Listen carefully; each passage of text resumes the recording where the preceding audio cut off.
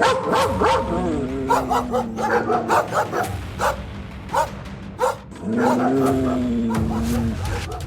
इसे आवारा कुत्तों की समस्या पर अब तक का सबसे बड़ा फैसला कह सकते हैं।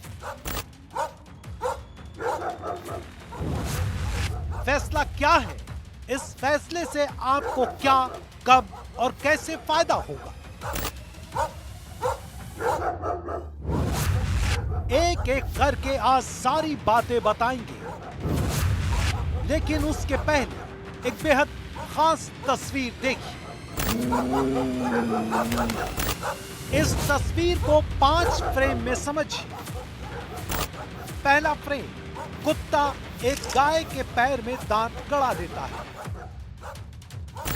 दूसरा फ्रेम, स्कूटर पर एक आदमी आता है, वो कुत्ते को मारने लगता है, जिसके बाद कुत्ता सड़क पर लेट जाता है।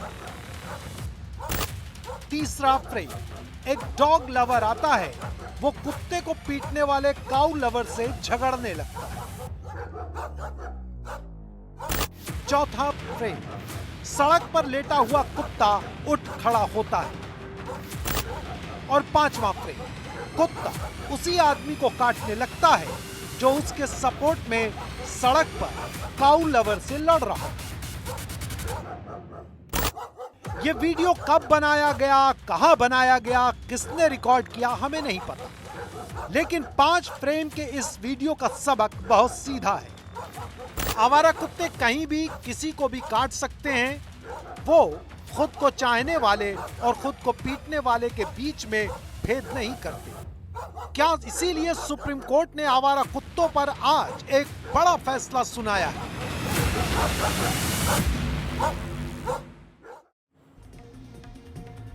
आवारा कुत्तों को इंसानी बस्ती से बाहर करो। आज देश की सबसे बड़ी अदालत ने एक बड़ा फैसला सुनाया। कोर्ट ने कहा कि दिल्ली और एनसीआर के इलाके में आवारा कुत्तों को हटाया जाए और उन्हें अलग शेल्टर देकर बसाया जाए। कोर्ट ने यह भी कहा कि अगर किसी ने इस कार्रवाई में बाधा डाली तो उसके खिलाफ अदालत की अवमानना का मामला चलाया जाएगा। ध्यान रहे कि सुप्रीम कोर्ट का यह आदेश सिर्फ दिल्ली और एनसीआर के लिए है और यह आदेश सिर्फ आवारा कुत्तों के लिए है, लेकिन आवारा कुत्तों का मुद्दा इतना बड़ा है कि आज पूरे देश में इस फैसले की चर्चा हो रही है। आप ये रिपोर्ट देखिए।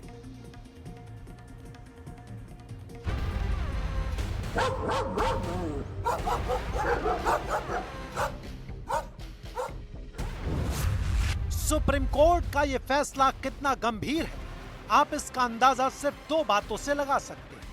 फैसले की 2 बड़ी बातों पर ध्यान दीजिए। पहली बात, कोर्ट ने कहा है कि दिल्ली एनसीआर के सभी आवारा कुत्तों को उठाना शुरू करें और उन्हें किसी दूसरे इलाके में भेजें। और दूसरी बात, अगर कोई भी संगठन कुत्तों को जबरदस्ती पकड़ने में बाधा डालता है तो उसे सुप्रीम कोर्ट की ओर से कड़ी कार्रवाई का सामना करना पड़ेगा। हालांकि कोर्ट ने यह भी कहा है कि इस पूरी प्रक्रिया में किसी की भावनाओं को आहत नहीं किया जाना चाहिए, लेकिन जस्टिस जेबी पारदीवाला और जस्टिस आर महादेवन की बेंच की पूरी बातें सुनेंगे तो तस्वीर और साफ हो जाएगी। कोर्ट ने कहा है कि फिलहाल नियमों को भूल जाइए, हमें सभी इलाकों से सभी आवारा कुत्तों को पकड़ना होगा। यह सुनिश्चित करने के लिए तत्काल कदम उठाए जाने चाहिए कि बच्चे, महिलाएं और बुजुर्ग सड़कों पर सुरक्षित रहें और उन्हें रेबीज का खतरा ना हो। कोर्ट ने यह भी कहा कि हमें सड़कों को पूरी तरह से आवारा कुत्तों से मुक्त बनाना चाहिए और किसी को भी कुत्तों को गोद लेने की अनुमति नहीं दी जाएगी।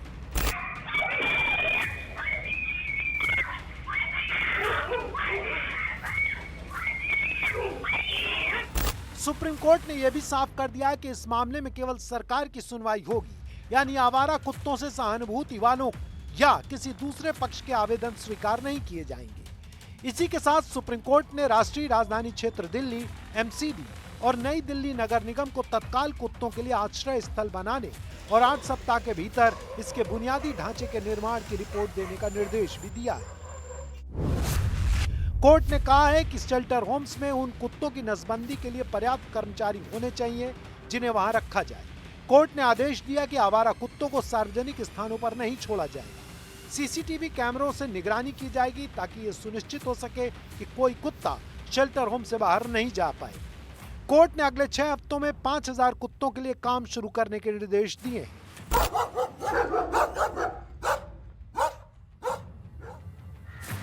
कोर्ट ने तुरंत कार्रवाई शुरू करने के निर्देश देते हुए कहा है कि काम कैसे किया जाए यह अधिकारियों को देखना है और अगर उन्हें कोई फोर्स बनानी है तो उसे पहले ही बना ले और किसी भी काम में किसी तरह का समझौता नहीं होना चाहिए। देश की सबसे बड़ी अदालत ने अपने फैसले के दौरान एक और खास बात कही। कोर्ट ने एबीसी नियम यानी एनिमल बर्थ कंट्रोल नियम में उस कार्रवाई को बेतुका बताया जिसमें एक आवारा कुत्ते को उठाया जाता है, उसकी नसबंदी की जाती है और फिर उसे उसी इलाके में वापस भेज दिया जाता है। कोर्ट की यह टिप्पणी भी ध्यान देने लायक है। फैसले में दोनों जज ने कहा, हम ये सब अपने लिए नहीं कर रहे हैं, ये काम आम जनता के लिए किया जा रहा है।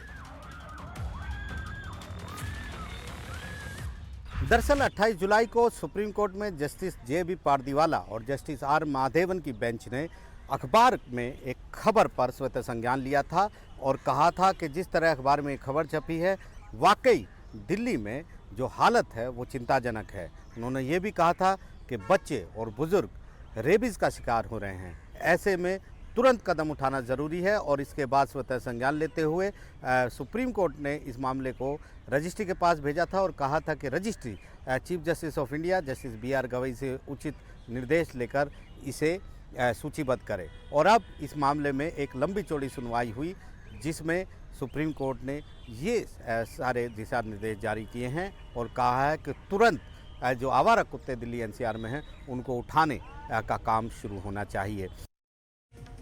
अक्सर कुत्तों को लेकर दो पक्षों में झगड़ा होता है। एक पक्ष आवारा कुत्तों को भगाना चाहता है तो दूसरा पक्ष आवारा कुत्तों को पकड़ने और हटाए जाने का विरोध करता है। सुप्रीम कोर्ट ने कहा है कि अगर कोई कुत्तों को जबरदस्ती पकड़ने में बाधा डालता है तो उसके ऊपर अदालत की अवमानना की कार्रवाई होगी। आखिर इस कार्रवाई का क्या मतलब होगा? दरअसल न्यायालय की अवमानना दो तरह की होती है, सिविल और आपराधिक। सिविल अवमानना यानी अदालत के आदेश का पालन ना करना। आपराधिक अवमानना का मतलब अदालत की कार्रवाई में बाधा डालना। भारत में अदालत की अवमानना के लिए 6 महीने तक की कैद या 2000 रुपए तक का जुर्माना या दोनों ही शामिल हो सकते हैं। यानी आवारा कुत्तों पर कार्रवाई में बाधा डालने वाले के खिलाफ भी सजा हो सकती है। हालांकि अदालत अपने विवेक से यदि उचित समझे तो सजा को माफ भी कर सकता है। अवमानना करने वाले व्यक्ति ईमानदारी से माफी मांगता है तो अक्सर अदालतें उसे माफ कर देती हैं। आखिर दिल्ली एनसीआर को लेकर ही सुप्रीम कोर्ट ने यह फैसला क्यों सुनाया है? इस बात को इन आंकड़ों से समझिए। अकेले नोएडा में इस साल 31 जुलाई तक कुत्तों के काटने की 1,08,000 घटनाएं सामने आ चुकी हैं। इस फैसले में जहां लोगों ने स्वागत इसका किया है, वहीं एक बात ये कही जा रही है कि ऐसे आदेश की जरूरत नहीं थी। आखिर दोनों पक्षों के तर्क क्या हैं? हमारी ये रिपोर्ट। मेरा बेटा विवान मिश्रा जो कि जिसकी उम्र 8 साल है, आज सुबह वो प्लेग्राउंड में खेलने गया जहाँ पे बैडमिंटन कोर्ट के बाहर उसे कुछ स्ट्रे डॉग्स ने काट लिया है। मेरी सोसाइटी में कम से कम 20 से 25 स्ट्रे डॉग्स हैं और आजकल इश्यूज़ बहुत ज़्यादा हो रहे हैं स्ट्रे डॉग्स के कारण और सारे पेरेंट्स काफ़ी परेशान हैं। हम लोगों ने कई बार मेंटेनेंस में कंप्लेंट्स, रिटन कंप्लेंट्स भी की हैं, बट कोई भी स्ट्रॉन्ग एक्शन नहीं हुआ है। मेरा बेटा नोएडा के संदीप मिश्रा की कहानी दिल्ली एनसीआर में हर सोसाइटी की कहानी है। आवारा कुत्ते सोसाइटी के अंदर घूमते हैं, दौड़ाते हैं, काट खाते हैं।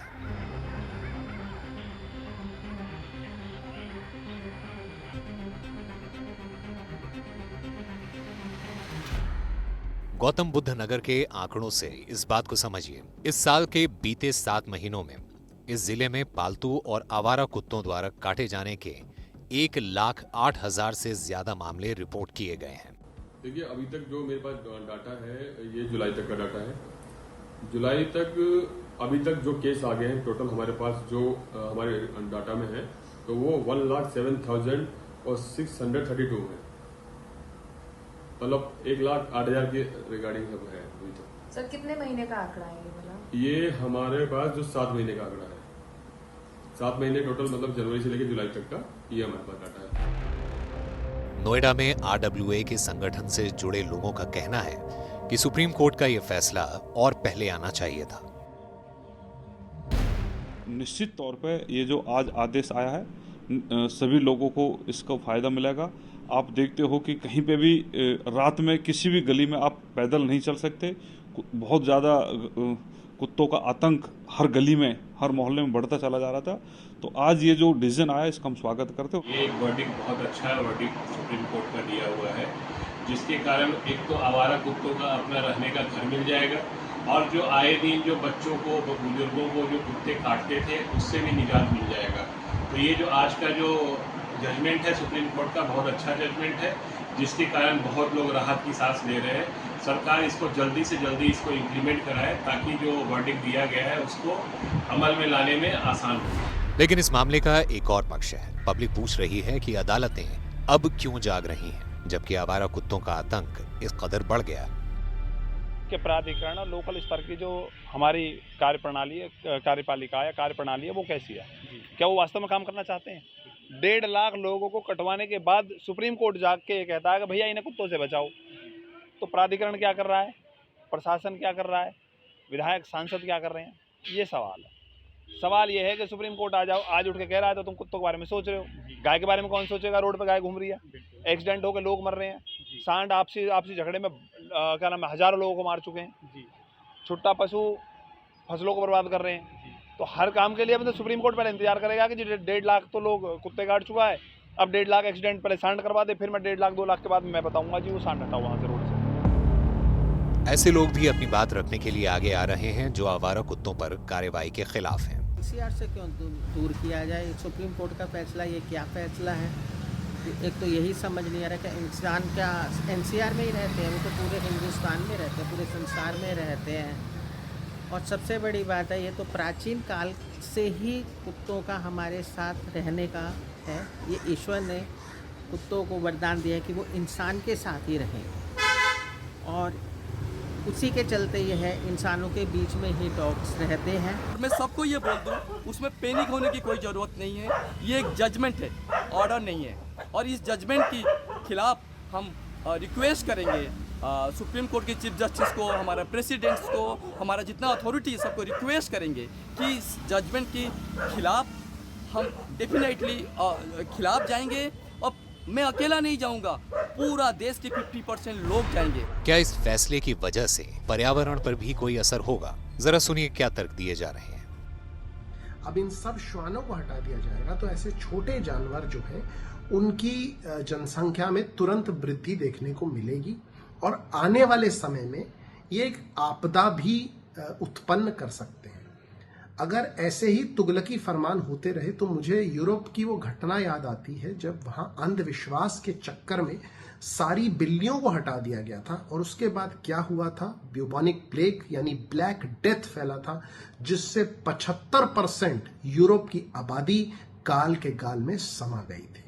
ऐसे कोई भी आर्बिट्री तुगलकी फरमान का हम सबको विरोध करना चाहिए, और जो भी काम होना चाहिए वो करुणा के हिसाब से और वैज्ञानिक मूल्यों के हिसाब से। पहले हमें ये देखना चाहिए कि एबीसी प्रोग्राम क्यों फेल हुआ, हमें ये देखना चाहिए कि सरकार जो वैक्सीनेशन ड्राइव्स करती थी कुत्तों की वो क्यों फेल हुई, और अगर हमें इनके लिए व्यवस्था ही करनी है तो पहले एक करुणामयी शेल्टरों का निर्माण हमें कराना चाहिए था।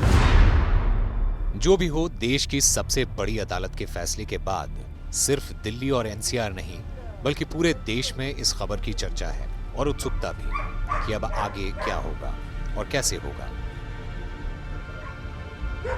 Bureau report, NDTV India.